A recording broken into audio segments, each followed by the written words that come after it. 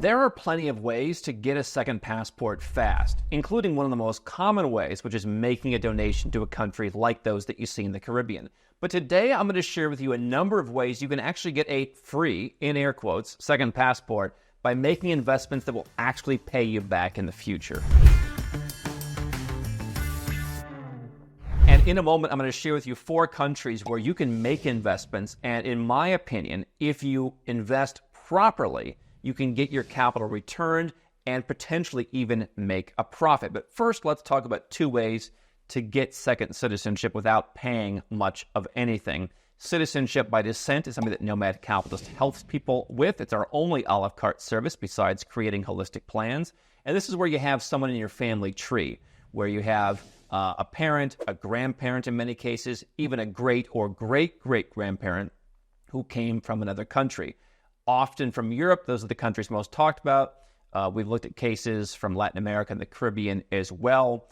So if you have ancestors, there is going to be some cost to collecting documents. There's always a cost to getting a citizenship, whether you're gathering due diligence paperwork for a citizenship by investment in the Caribbean, where you are going to pay hundreds of thousands of dollars for that passport, or citizenship by descent, where there's really no cost for it other than the printing of the passport itself.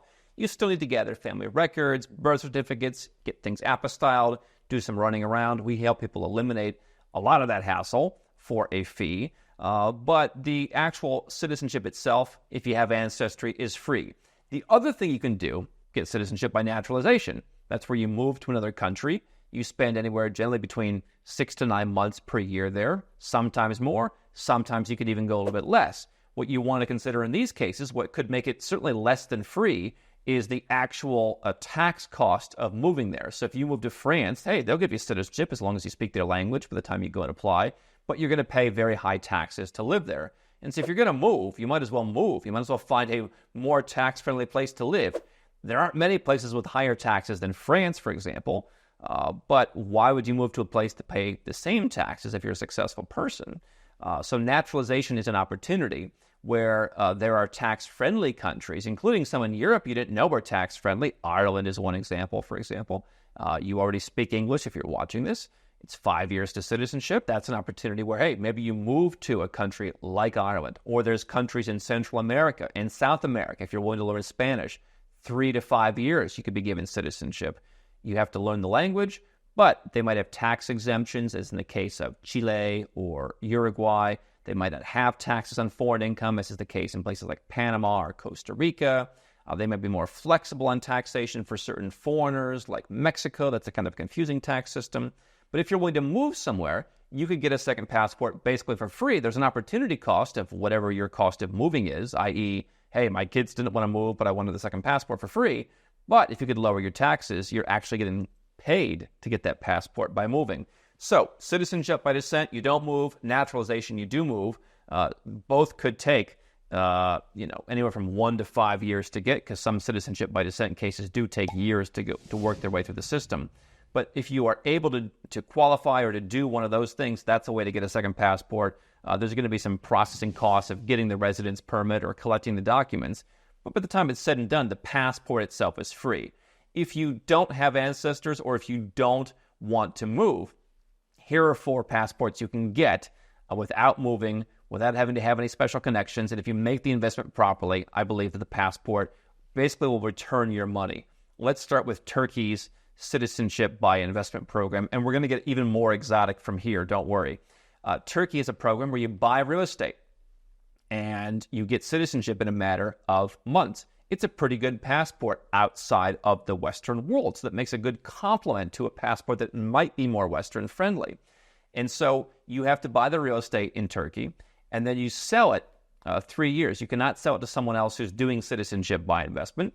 You have to sell it to a local Turk. You have to sell it to one of the foreigners, someone coming from Saudi Arabia, or any number of other places where there's just inward investment into to Turkey. And so a lot of people do, and you'll see this at the airport, and you'll see it all kinds of websites if you Google Turkish citizenship, trying to sell you property from developers in far-flung neighborhoods in Istanbul. I've gone on those tours many, many years ago, where they take you out to Esenyurt or something and tell you how they're building a 50-story building amongst a bunch of illegal housing and migrant housing, and they tell you how it's going to be a great deal.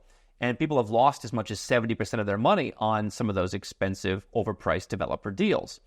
Now, I'm not an investment advisor, and I'm not making promises of returns. Please be very, sure of that. But I believe if you buy good secondhand property in Turkey, you can actually make a profit in dollar terms. When I bought my home in Istanbul, the lira was 8 to the dollar. It's now quadruple that. And yet, whenever we've done an appraisal, the property goes up in value in dollar terms because the lira price just keeps going crazy. I think I paid 2.2 million lira, and now it's worth, into the 8 figures in lira. And so if you're buying in good neighborhoods that aren't, out in God knows where, in sustainable districts, you may not get as high of a yield as you might get in a city like an Izmir, for example. And you might not as get the fun of the sun vibes that you get if you went down to Bodrum. But, I think that if you buy in either the capital, Istanbul's not the capital, of course, but the main, economic hub, those properties can retain their value. And if you buy in a neighborhood that's very international minded, they're going to be thinking in dollars or in euros, and they're not going to sell their property for less just because the lira is down. And so a lot of people have been investing in Turkey. You probably wouldn't, if you're living in the U.S., think who's investing there? People from all over that region are investing there. So that's one area where you get a passport, and the passport is basically free. If 3 years later you sell your investment for what you paid for it, I think you could sell it and pay for the costs, right? We have helped people find secondhand properties that are in pretty short supply these days in the good neighborhoods, like where I'm at. We help people find those deals. We do not send people, generally speaking, to developers unless they just want a new turnkey property. Egypt also has a new citizenship program. It's $300,000 in real estate. There are a few caveats on what kind of property you can buy, and what I found from going to Egypt is a lot of the folks there don't actually know the real law of what you can buy. You can buy property that is registered and titled in Egypt and get citizenship, and again, you can sell that 5 years down the line. Same situation. If you're buying in Zamalek, if you're buying in Garden City, if you're buying in Madi, maybe in some of the nice new areas of New Cairo, although personally I kind of think you can create as much supply as you want in the desert.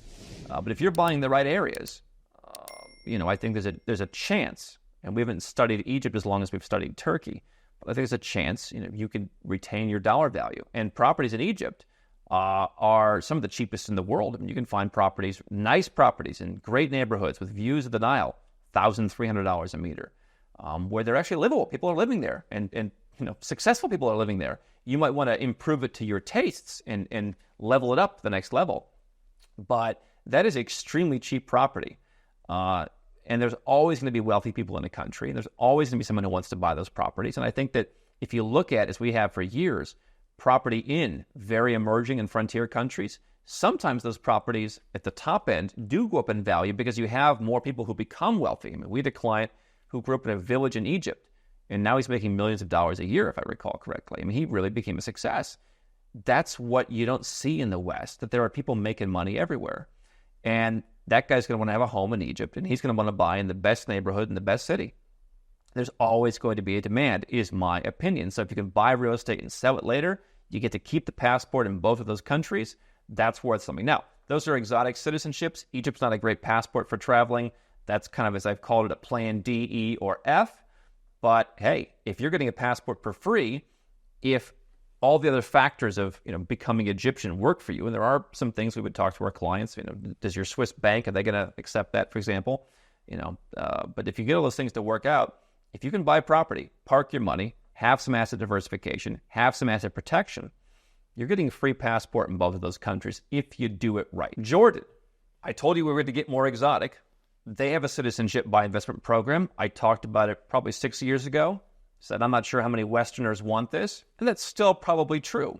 But Jordan is one of the more stable countries in the region. And by the way, most people getting citizenship by investment are not Westerners. We've, I think, gotten a lot more Westerners to think that they need a second citizenship. But Jordan is a stable country in that part of the world. They will sell you bonds. It's going to cost you about $1 million in bonds. You hold onto those for several years. You can then sell the bonds. The bonds may be in USD. But even if they weren't, the Jordanian dinar is actually one of the strongest currencies in the world, and it is essentially pegged to the U.S. dollar. And so, there's really not currency risk there, even if the bonds were in dinars. And so if you buy those bonds and you hold on to them, the risk obviously on property is the property market goes down because something happens in the country. In Turkey, we've seen people, a lot of people coming, particularly, unfortunately, with the war, people coming to Turkey, people buying more property. Turkey has always been kind of this more secular country in a region that is less secular. People who want a secular second home from the Arab world, for example, have long gone to Istanbul to get that second home, and so that's driving prices up. Jordan, the risk is different. Is the government going to pay you the bonds back? There are other ways to get citizenship in Jordan. I think the bond one is probably the most hands-off, and the one that ensures that you're the most likely to get that free passport. But those are three countries right there. You might think that they're a little bit exotic. And again, Egypt and Jordan don't have great travel documents. Jordan, again, one of the more stable countries in that region. It is not an oil-rich country, unlike some of its neighbors, so it doesn't have some of that oil wealth. But that could be a plan D, E, F. And by the way, if these countries are too exotic for you, well, that's making the case for, hey, I'll just pay the $200,000 and I'll get the Caribbean citizenship, and that sounds more palatable to me. This is what you get for free. There is one country in the Caribbean that I feel you could get the passport for free. It's a bit more of a wobbler in the sense of St. Lucia. They have a citizenship by investment program. I've been through it. You can buy bonds there. If you choose not to make the donation, you can buy bonds. Same deal. You get 0% interest, but you can then sell those bonds later. The Eastern Caribbean dollar is pegged to the U.S. dollar again, so even if you're not in U.S. dollars, it's not an issue as long as that peg holds. St. Lucia is the last country to sign on to the price increase that's going on to satisfy the European Union among all the Caribbean countries that have citizenship by investment programs. So you're going to see the minimum donation go to $200,000. I've been telling you for years, prices are going to go up. You had the hurricane wars, you had a couple of discounts over the last couple of years, but generally speaking, prices of citizenships and prices of residence have gone nowhere but up. And if you're just looking at second citizenship now, you're going to pay double what you would have paid if you would have called us not very long ago. So, all that to say, St. Lucia had a $300,000 bond investment where you're just basically giving them money to hold on to for, I believe it was 5 years. So you could buy the bonds, you could sell the bonds, shouldn't have any currency risk, and then you get to keep the citizenship. Now, with the Caribbean countries, generally they're going to charge you a processing fee if you buy real estate, which I've generally advised people against. There's been a lot of shady programs. There's been shady dealings with what they call like illegal discounting involving some of the real estate projects. And just the idea of how are you going to liquidate a real estate project when the government can change the numbers at any time. I haven't been a big fan of real estate projects. I know that angers a lot of people in the citizenship by investment industry because their fat commissions get eaten into when I tell people not to buy real estate. I've generally advised people to make the donation for Caribbean citizenship. However, if you're willing to hold bonds, St. Lucia offered an option.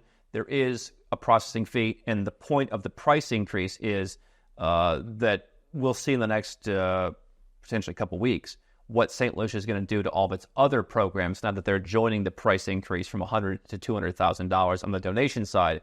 Yeah, I mean, you would think that if the donation's $200,000, more people would go to the bond option, hence meaning that they could raise the price of the bond option.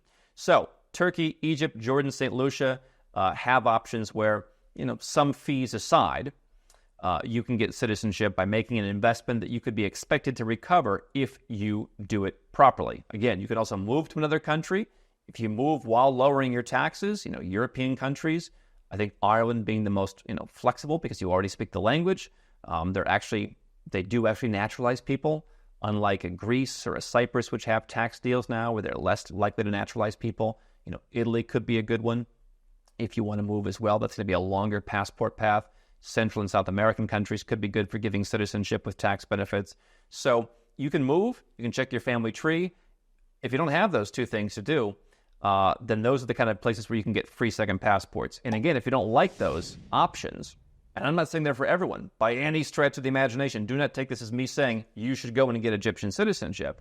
But those are where you can get passports for free. We have clients increasingly coming and saying, I want to get 6 passports. Now, sometimes they see the price of that, and they kind of pull it back, okay, 3 or 2 is enough. But more people than ever are saying, I want so many options because I just don't know which way the world's going to go.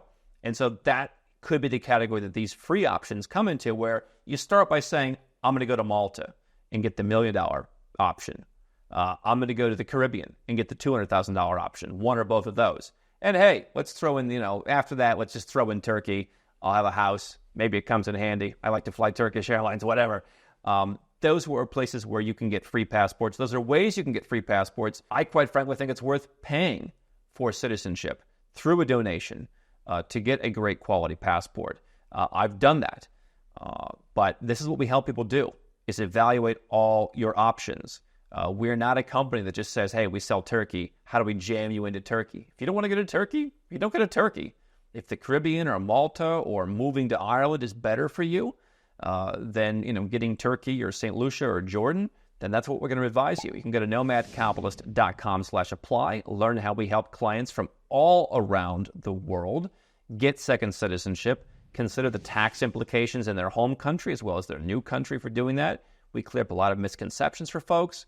I call it a sort of one-stop shop because we don't just do citizenship. We put everything under one roof. We've got hundreds of vendors and lawyers and real estate agents and experts around the world that help us do that. You can learn from that expertise at nomadcapitalist.com/apply. And what people tell us is, I was about to go out and buy a passport that was more expensive than the one you told me I'm actually eligible for.